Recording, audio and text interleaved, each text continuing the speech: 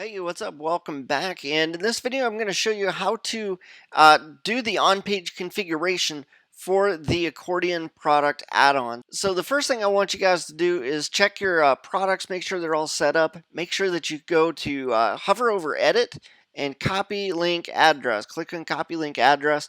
Make sure that you guys are copying these out so that you have all of the product IDs for the products that you guys have built out.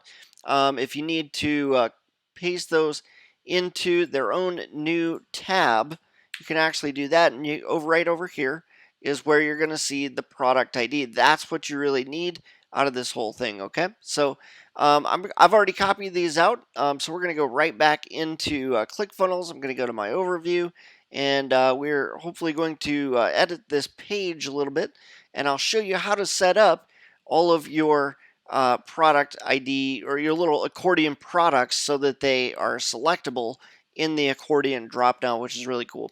Okay, so you're always going to have your product selector up like this. Turns out you do need this on here, but you can hide it. So I'm going to hide this for right now. Otherwise, sometimes you'll get a little blip, but you can hide that.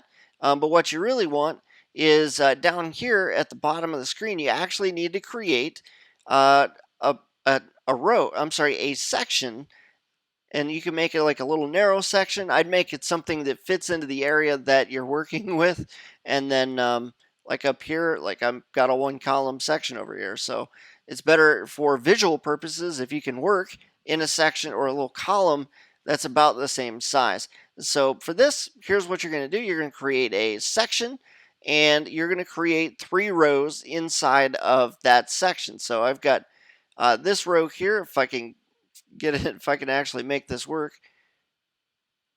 make sure that this is how I did this. So each row is its own row. You'll have a row with an act. Okay, yep, that is correct. This is going to be your inactive row. This is going to be your active row. So these are going to be the buttons that you click on. If it's in inactive mode, it's actually going to be, it's going to look like this. If it's active, like if it's the one that's actively selected, it'll look like this. It'll be a little more obvious that it's been actively selected. Okay, and then your third row is down here. This row is going to be the one that actually contains all the details and the information. So you're going to create this, and then a second row. Why is this so hard to work with? And then that's it. What you're going to do is name these. Obviously, I'll need to go into my, once you've created your rows, you might have to go into the manage area and then select each row individually. And like this one is actually called CF-product-selector-inactive. Okay, so I'm going to select that. You would select your hashtag down here in the bottom right, and then you would name that title CF-product-selector-inactive, and then click update. Okay, and then the second row, which would be this one, almost had it. I think I had it. Did you see it? No. Got to go back to rows, back to manage, and you'll see that I did the same thing with that one, but this one's called CF-product-selector-active instead of inactive. All right, and then for the third row where you put all your content, you can pretty much put whatever you want in here. This is pretty basic information. It's pictures, some information, but what you're going to want to name this one, I got that one without having to go in. You're going to hover over the hashtag, and you're going to name this one CF-product-details, and then you're going to click update. Okay, CF-product-details. Now, what I would do is get one of these product little rows down, get the system, the way that it looks, make sure that it looks exactly how you want it, and then just hit the duplicate button on these, so on the section, and that way all you have to do is hit the duplicate or clone button in order to do it for your second product, third product, fourth product. So I'm going to hit clone, and we're actually going to create a third one together with the new product, with the third product ID. So this one, I actually named this one my most awesome product, I think. Why? Come on, work with me here.